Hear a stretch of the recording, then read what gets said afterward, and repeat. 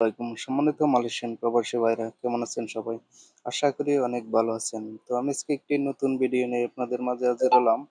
আর সেটি হলো আপনারা যারা মালয়েশিয়ায় touch and go e wallet use করেন, তারা অনেক সময় দেখা যায় যে আপনার বাংলাদেশে টাকা পাঠাতে গেলে অথবা অ্যাকাউন্টে যেকোনো সমস্যার কারণে আপনারা অফিসে সরাসরি যোগাযোগ করতে পারেন না, হ্যাঁ?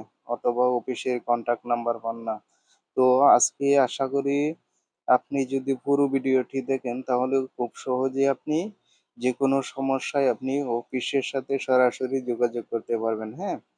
তো তার জন্য বেশি কথা না বলে আপনাদের টাচ অ্যান্ড গো ই-ওয়ালেট অ্যাপ্লিকেশনে প্রবেশ করে নিবেন। তো আমি আমারটাই প্রবেশ করে নিলাম।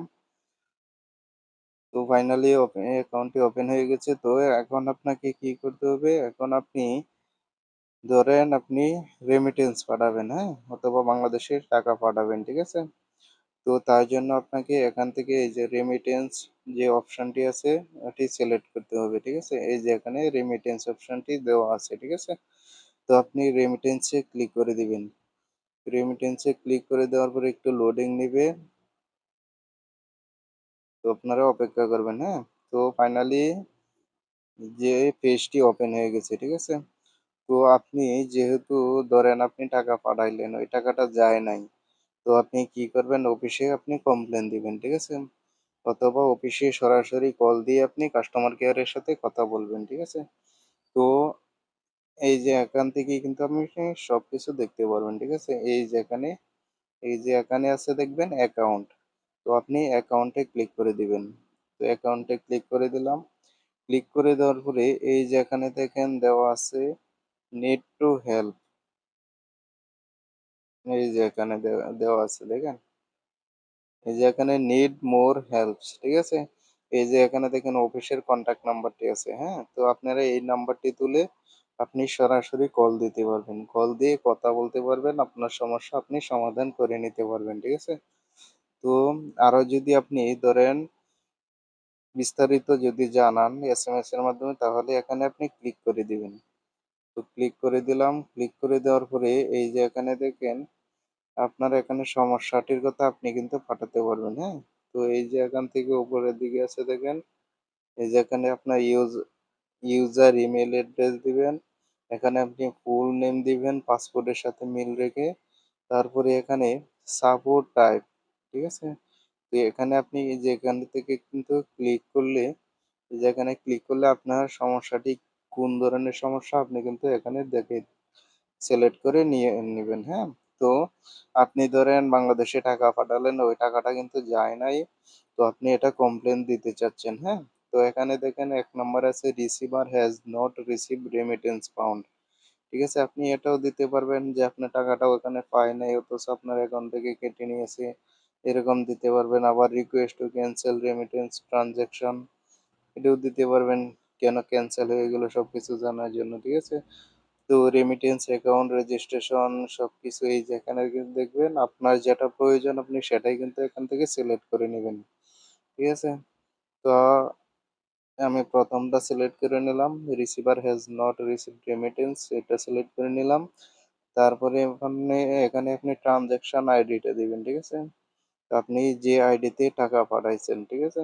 এটা এখানে উল্লেখ করে দিবেন।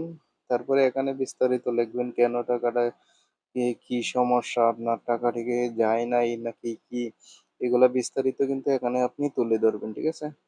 তুলে দেওয়ার পরে এখানে আপনি যে দেখবেন যে এই যে রিসিপ্টটি আছে ওই রিসিপ্টটি কিন্তু এখানে আপনি ফটো স্ক্রিনশট দিয়ে আপনি এখানে আপলোড করে দিতে পারবেন, হ্যাঁ?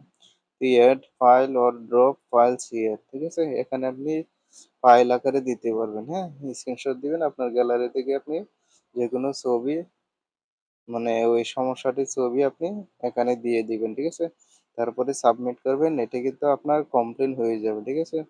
তো আপনি অফিসে দিয়ে দিবে ওরা কিন্তু আপনার এই সমস্যাটির সমাধান করে দিবে।